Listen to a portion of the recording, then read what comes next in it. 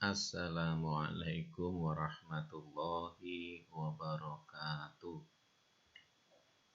Selamat pagi anak-anakku semuanya. Berjumpa lagi dengan mata pelajaran Akidah Akhlak. Setelah kalian melaksanakan penilaian tengah semester, mari kita lanjutkan pada bab berikutnya, yaitu tentang adab bersosial media dalam pandangan Islam. Apa anak? Adab bersosial media dalam pandangan Islam.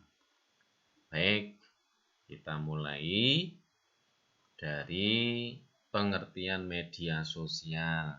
Kalian tidak asing lagi ini ya. Menurut Kamus Bahasa Indonesia, ya, media itu secara harfiah berarti alat atau sarana komunikasi seperti koran, itu media, majalah, radio, televisi, film, poster, dan spanduk itu semuanya disebut media. Sedangkan kata sosial berarti berkenaan dengan masyarakat. Nah, kemudian McGraw-Hill Dictionary mendefinisikan media sosial adalah sarana yang digunakan oleh orang-orang untuk berinteraksi satu sama lain dengan cara menciptakan, berbagi, ya, bertukar informasi dan gagasan dalam sebuah jaringan dan komunitas virtual. Nah, media sosial adalah sebuah media online dengan para penggunanya bisa dengan mudah berpartisipasi, ya, mudah berbagi dan menciptakan isi meliputi apa? Blog, ya, jejaring sosial, wiki, forum, dan dunia virtual lainnya. Nah, blog, jejaring sosial, dan wiki itu merupakan bentuk media sosial yang paling umum digunakan oleh masyarakat di seluruh dunia. Jika media tradisional, ya, menggunakan media cetak, ya, antara lain koran, ya, majalah, buletin, dan lain-lain, dan media broadcast, ya, seperti radio, televisi, maka media sosial ini menggunakan internet. Media sosial mengajak siapa saja yang tertarik untuk berpartisipasi dengan memberi kontribusi dan umpan balik secara terbuka, memberikan komentar, serta membagi informasi dalam waktu yang sangat cepat dan tak terbatas. Nah, mari kita lihat jenis-jenis media sosial ini ya. Kalian juga tidak asing lagi. Menurut Andreas M. Kaplan dan Michael Hanlin, membagi berbagai jenis media sosial ke dalam 6 jenis. Apa saja itu?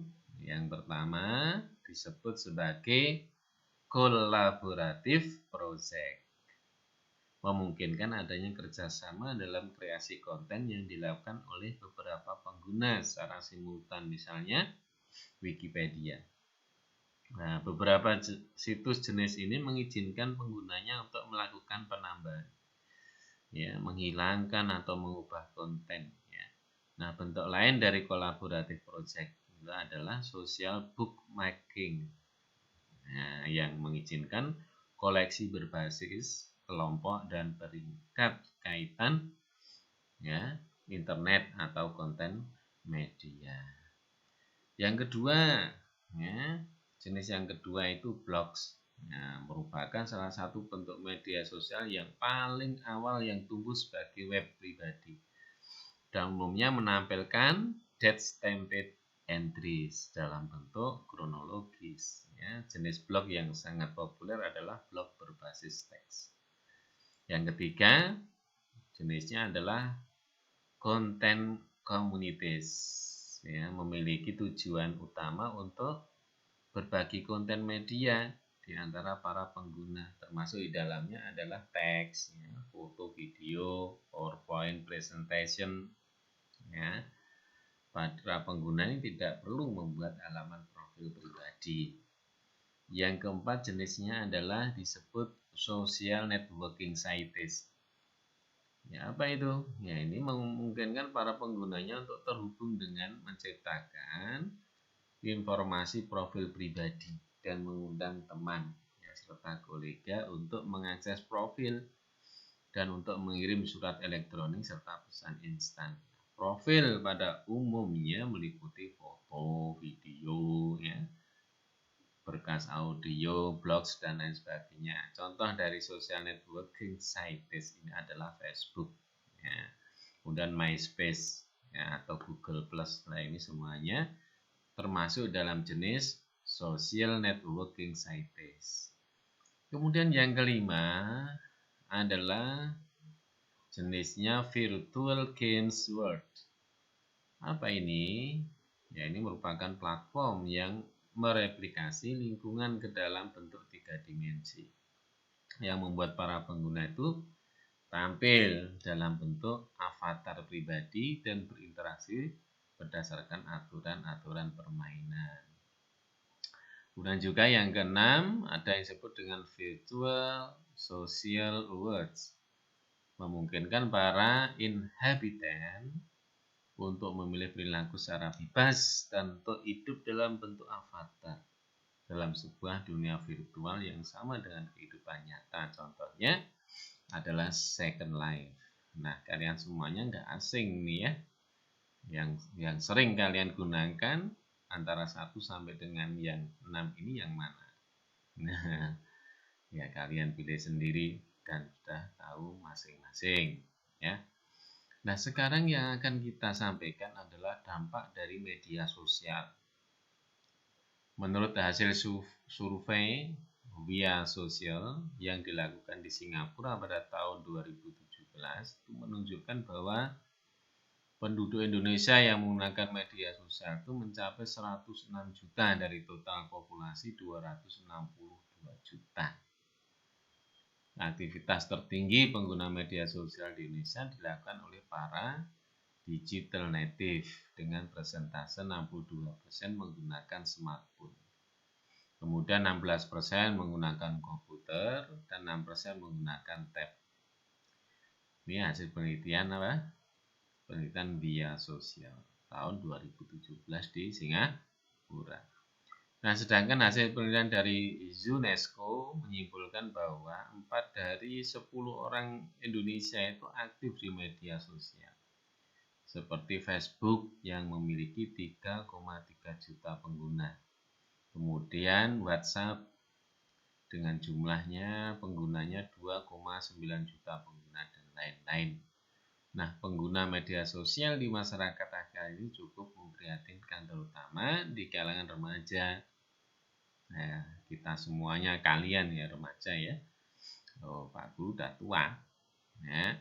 Banyak manfaat yang didapatkan oleh masyarakat melalui media sosial, tapi banyak pula yang berakibat buruk bagi pengguna media sosial. Oleh karena itu yang dihindari adalah dampak buruknya anak-anaknya.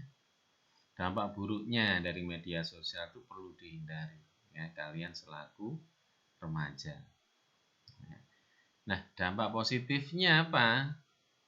Di antara dampak positif pengguna media sosial itu bisa kalian lihat di sini ya. Itu bisa dimanfaatkan untuk media promosi iklan dan pemberitahuan secara up to date ya, dan manfaat hiburan lainnya seperti komunitas ya, kuis, game dan lain-lain yang bisa menambah pengetahuan kita tentang teknologi maupun hal umum. Itu dampak positifnya. Sebagai sarana untuk mengembangkan keterampilan dan sosial. Kemudian dengan menggunakan jaring sosial, kita bisa berkomunikasi dengan siapa saja, bahkan dengan orang-orang yang belum kita kenal. Sekalipun dari berbagai penjuru dunia. Ya. Dapat belajar mengembangkan keterampilan teknis dan sosial yang sangat dibutuhkan di zaman digital seperti sekarang ini.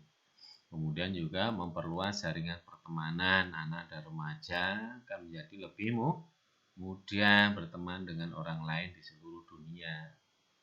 Kemudian juga bisa situs jaring sosial membuat anak dan remaja menjadi lebih bersahabat, perhatian dan empati dan lain sebagainya ya. Dampak positif lainnya ya, media pertukaran data dan menggunakan email, newsgroup ya, FTP, ya, kemudian www, ya, jaringan situs-situs web para pengguna internet di seluruh dunia. Media untuk mencari informasi atau data, ya, kemudian kemudahan memperoleh informasi, kemudian bertransaksi dan berbisnis dalam bidang perdagangan. Nah, itu dampak positifnya banyak, dampak negatifnya juga tidak kalah banyaknya. Ya, oleh karena itu kita hindari ini dampak positifnya ini. Dampak negatifnya ini. Apa dampak negatif yang bisa kita lihat? Ya, ini kecanduan. Ya, misalnya situs jaring sosial seperti Facebook atau MySpace ini juga bisa membahayakan kesehatan karena memicu orang untuk mengisolasikan diri. Ya, itu mengalami enggak anak? Kalau mengalami ya itu berarti berdampak negatif. Mari kita hindari ini kecanduan. Yang kedua atau B itu berkurangnya perhatian terhadap keluarga yang diperhatikan itu makanya gadgetnya, Androidnya, HP-nya. Ya. Ya, kemudian yang C tergantikannya kehidupan sosial, nanti lali tonggo, ya kan? Lali teman, sahabat yang dekat, jarang keluar rumah. Ya. Tersebarnya data penting yang tidak semestinya. Ya, mudah sekali data itu berpindah tempat dengan hanya genggaman tangan saja. Membuat prestasi belajar semakin menurun karena jarang belajar menggunakan buku. Ya, sudah dilupakan belajarnya. Tumbuhnya sikap hedonisme dan konsumtif, ya, karena teknologi itu selalu ada setiap hari berkembang, tumbuh, ya, berganti, berinovasi, ya, kemudian punya keinginan untuk memperbarui hal yang sudah punya, akhirnya tumbuh sikap hedonisme dan konsumtif. Nah, seseorang yang menghabiskan waktunya di depan komputer akan jarang berolahraga sehingga canduan, ya, aktivitas ini dapat menimbulkan kondisi fisik yang lemah. Kemudian kerusakan fisik juga dapat mungkin terjadi bila menggunakan mouse atau mencet keypad ponsel, ya, dan sebagainya. Nah, kemudian media elektronik seperti komputer, laptop, dan handphone juga menghancurkan secara perlahan-lahan kemampuan anak-anak kalangan dewasa muda untuk mempelajari kemampuan sosial, membaca bahasa tubuh, dan lain sebagainya. Berikutnya kejahatan dunia maya atau sering disebut dengan cybercrime.